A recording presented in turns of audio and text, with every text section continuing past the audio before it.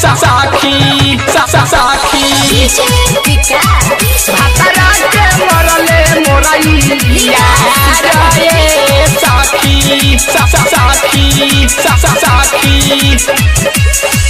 आइल रहले भेंट करे अपना ससुरारी हो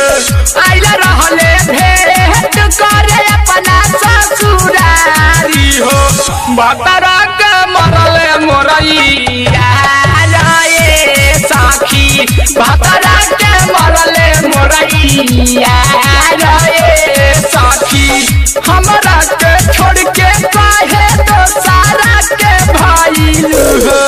हमरा के छोड़ के काहे तो सारा के भाईलू हो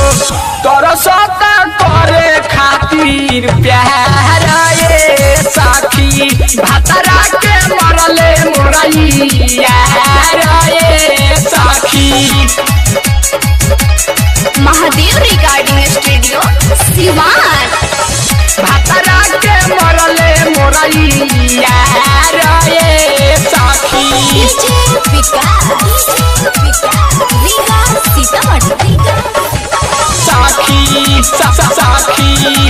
साखी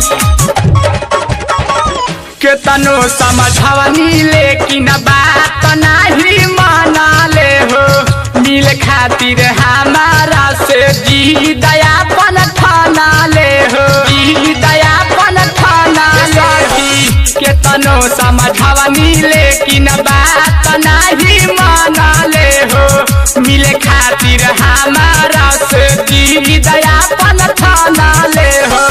हमारा तो डर लागे बतिया कुछ बोलो जन हमारा तो डर लागे बतिया कुछ बोलो जन माई के गरिया बेला हमारा ये साखी भातरा के मरले मोरैया रे साखी भातरा के मरले मोरैया रे साखी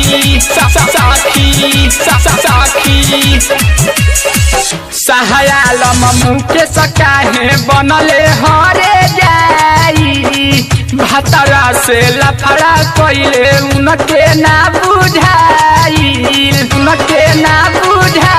साखी सहायालम मुके सकाहे बनले हरे जाई भातरा से लफड़ा कइले उनके ना बुझाई राइटर रीते सकाहे बनले उता पाती हो याद रीते सकाहे बनले उता पाती हो उहे तो असली मोर भातार रे सखी उनही के मरले मोरैया रे सखी हमरा